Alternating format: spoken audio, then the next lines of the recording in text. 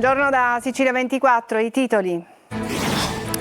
Festa di Sant'Agata nel nono centenario della traslazione delle reliquie da Costantinopoli. Parolin, Catania custodisce un patrimonio immenso di fede. Nuova diretta questa mattina su Telecolor alle ore 10 con l'apertura del Sacello. Palermo, sfiorata la tragedia, una donna è rimasta gravemente ferita nel crollo del balcone di casa mentre stendeva la biancheria e il cedimento in uno stabile nella zona vicino alla stazione. A Catania sempre più in sofferenza la zona del Castello Orsino per incursioni vandaliche di ogni tipo. Furti di rame lasciano al buio piazza Federico II di Svevia. A Siracusa la regata dei quartieri storici per il terzo anno consecutivo vince Acradina. In meno di mezz'ora ha compiuto il periplo di Ortigia in una manifestazione come sempre seguitissima. Calcio, il Palermo vince e convince 2-0 al Lecce nel primo turno di Coppa Italia. Al Barbera decisivi gol di Vavassori e poi Amparo.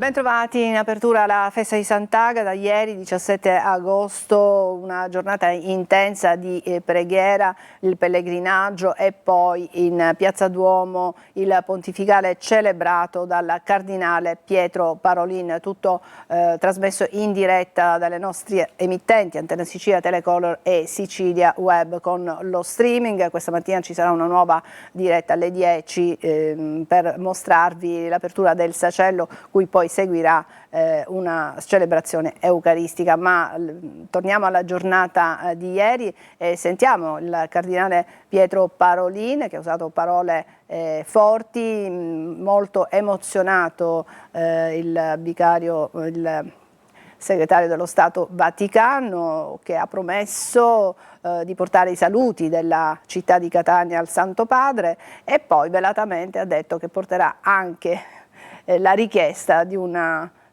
sua visita apostolica proprio qui in città. Ma sentiamo il servizio è di Tonino De Mana. Dal pellegrinaggio del mattino con le reliquie di Sant'Agata portate da Ognina alle celebrazioni eucaristiche, dal bagno di folla dei fedeli agli immancabili fuochi d'artificio per il toccante rientro in cattedrale. La lunga giornata di Agata tra la sua gente è stata un concentrato di fede, emozione e devozione nell'anno in cui le celebrazioni estive ricadevano nel novecentenario della traslazione delle reliquie da Costantinopoli. Significative le parole del segretario di Stato Vaticano, cardinale Pietro Parolin, che ha presieduto la Santa Messa portando nella amata terra di Sicilia la benedizione e l'affetto del Papa. La Chiesa di Catania custodisce un patrimonio immenso di fede, di cultura, di pietà popolare e di carità, ma ogni eredità vive soltanto se viene continuamente rigenerata. Le nuove generazioni non hanno bisogno soltanto di monumenti o di ricordi, ma di uomini e donne nei quali il Vangelo diventi nuovamente visibili. E questa terra conosce anche tante sfide, le ricordava già l'Arcivescovo all'inizio della celebrazione nelle sue parole. La povertà, le disuguaglianze, il dramma di molti giovani costretti a cercare altrove il proprio futuro, le fatiche delle famiglie, il fenomeno delle nuove povertà materiali e spirituali. Solenne pontificale officiato in Piazza Duomo in presenza di vescovi e arcivescovi siciliani. L'edizione 2026 della festa sarà ricordata anche per il bacio del teschio di Agata da parte del sindaco trentino, lo vedete, che ha suscitato polemiche con i social a fare da cassa di risonanza sull'accaduto. Da segnalare alcuni momenti di tensione per il tentativo di accesso di centinaia di fedeli in piazza e in cattedrale al momento del rientro di Agata. Antenna Sicilia, Telecolor e Sicilia Web hanno seguito tutte le fasi della festa, portando nelle case dei siciliani e in tutto il mondo con lo streaming le emozioni e le suggestioni di un popolo che vive in simbiosi con Agata. Calata il sipario sulla ricorrenza estiva, l'appuntamento è adesso per il febbraio 2027.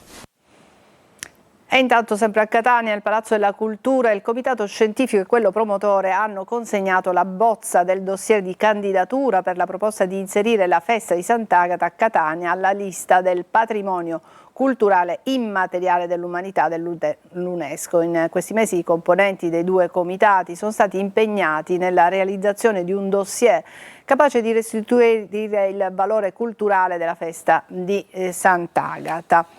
E adesso sentiamo l'arcivescovo di Catania, Luigi Renna, e il presidente del comitato promotore, Luigi Petrillo, UNESCO sulla presentazione del dossier per la festa di Sant'Agata come patrimonio immateriale dell'umanità.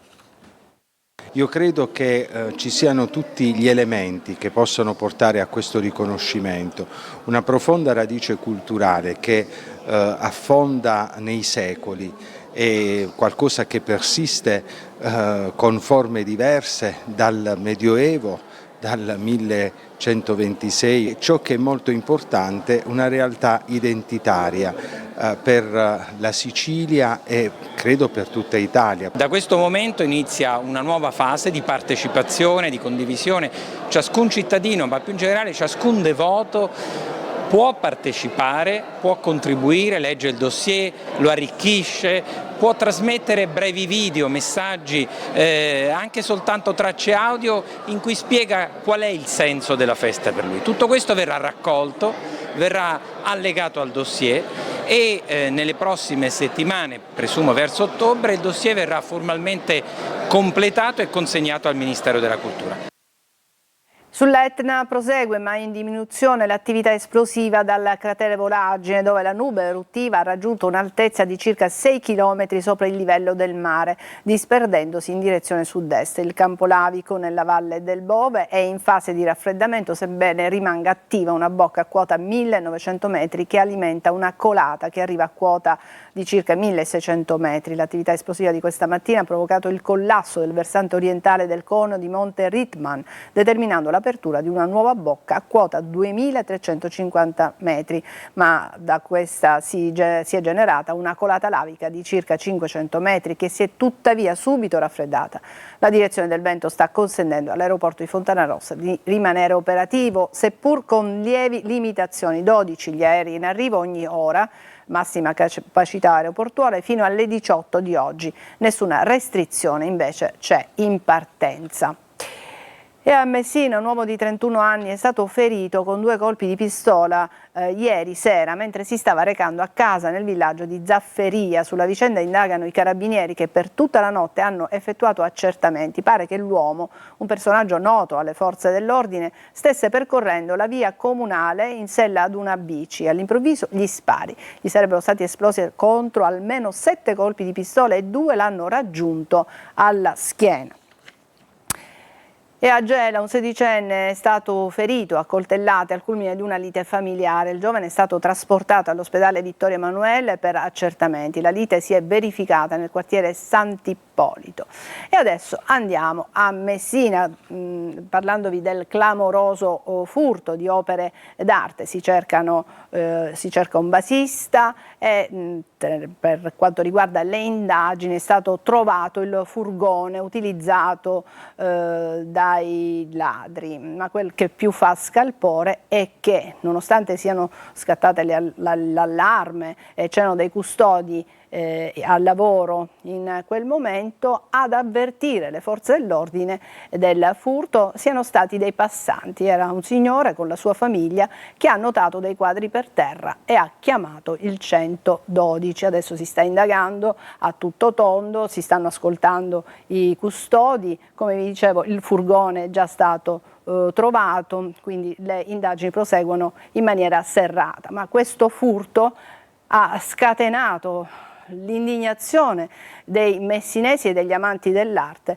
perché appunto si chiedono come sia potuto accadere. C'è stata una manifestazione di protesta proprio lì a Messina. Sentiamo il servizio di Ilaria Mangano. È grave ma non in pericolo di vita la 56enne di origine ungherese, rimasta... Ecco, vi dicevo, c'è stata una manifestazione a Messina e Ilaria Mangano ha documentato questa protesta.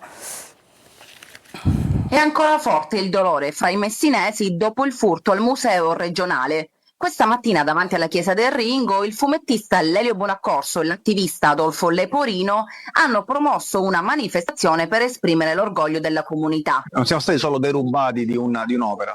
In secondo luogo per chiedere chiaramente a chi di competenza, in questo caso parlo della regione siciliana, il livello di sicurezza degli allarmi qual è?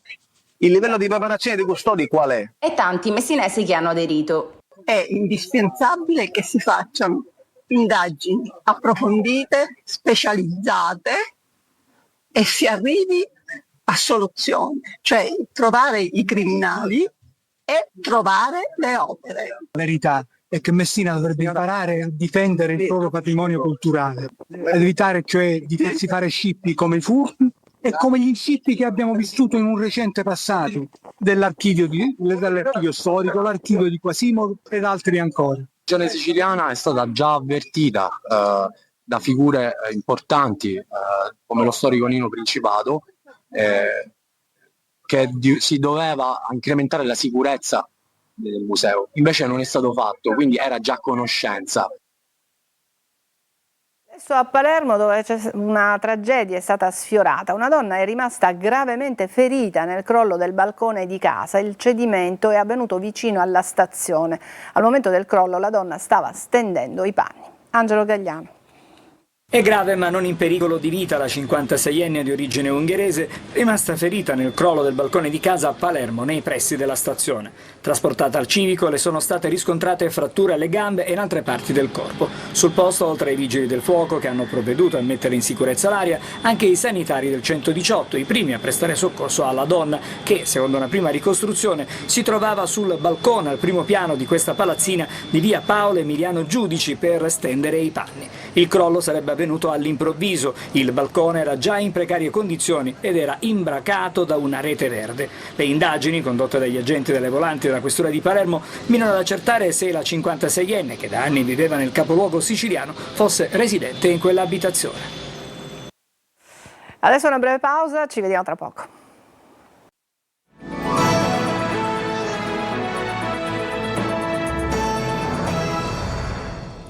A Catania sempre più in sofferenza la zona del Castello Ursino, sottoposta ad incursioni vandaliche di ogni tipo, furti di rame lasciano al buio spessissimo piazza Federico II di Svevia, ma non è l'unico sfregio. Sentiamo Tonino De Mano. Questo secondo me è un oltraggio, è un degrado che non dovrebbe esserci, ma nessuno vede, nessuno provvede. Nel giorno in cui Catania festeggia Sant'Agata, altri sfregi offendono piazza Federico II di Svevia, con una microdiscarica sotto un'edicola votiva raffigurante la patrona e i furti di rame che hanno lasciato al buio il perimetro del Castello Orsino, una zona da tempo in balia di scorribande vandaliche di ogni tipo, come abbiamo spesso denunciato nei nostri TG. Sembrano caduti nel vuoto gli appelli di residenti e commercianti che adesso rincarano la dose. I turisti purtroppo si fanno le foto al Castello Orsino con il degrado e la spazzatura che c'è. Siamo al buio, siamo pieni di sterpaglie, insomma gente che fa un po' quello che vuole, usufruendo ovviamente dell'anarchia più assoluta e dei controlli che purtroppo continuano a non esserci. Ristoratori sul lastrico. Quali turisti stanno venendo? Non esiste qua, turisti non esistono. Sia la mattina che sia la sera siamo nel deserto. Il consigliere comunale Barresi chiede all'amministrazione comunale di rivedere il progetto della pedonalizzazione. L'esperimento di andare a chiudere quest'area della città non è andato per nulla bene. Chiediamo all'amministrazione comunale, dove abbiamo dato anche delle soluzioni, di aprire immediatamente il Castello Ursino per dare nuovamente la possibilità ai nostri concittadini di poter fruire di questo spazio, rispettando ovviamente la circostanza che le macchine non debbono essere parcheggiate, ma riaprendolo siamo fortemente convinti che l'economia di questa zona possa ritornare a rivivere. In merito all'assenza di energia elettrica in piazza Federico II di Svevia, il comune di Catania fa sapere che il disagio è riconducibile ai furti di rame e che è stato predisposto un intervento urgente per la realizzazione di un nuovo impianto. Sull'episodio indagano i carabinieri. E adesso a Messina, dove si è svolta la regata dei quartieri storici. Vediamo con Francesco Aloi. Ci siamo allenati e i sacrifici hanno portato, come sempre, hanno portato il loro risultato. È il team di Acradina. Sono loro i vincitori della 20ª edizione della regata dei quartieri storici di Siracusa. Vogata dopo vogata sono giunti al traguardo in 29 minuti. Mio nonno ogni anno partecipava a questa regata. Io quest'anno ho partecipato per lui e gli mando un saluto. Come mia prima volta ho scoperto un mondo che non conoscevo e che sicuramente mi ha dato tante soddisfazioni. Dopo di loro sono arrivati TK, Poliortigia e Neapolis. Atleti di diverse discipline che non hanno mai conosciuto un remo e a distanza di 15 giorni che noi li facciamo sincronizzare la voga lunga, loro sono abituati già alla fatica. 3, 2, La partenza, come sempre, dal Porto Piccolo per arrivare al Porto Grande. Si fa il periplo di Ortigia tra le tante barche di chi segue la regata. Un evento molto atteso, una competizione sì, ma anche un modo per ricordare. Ricordiamo i nostri vecchi marinai che dopo una battuta di pesca, per mettere a dura prova i muscoli delle proprie braccia, si contendevano fare equipaggi. Prima di salire a bordo, comunque, serve una buona preparazione, perché poi, una volta in mare, la fatica non manca, soprattutto se c'è il vento contrario, anche se il buzzetto, tipica barca siracusana, è pensato per questo. Ancora una brevissima pausa e poi il calcio con il Palermo.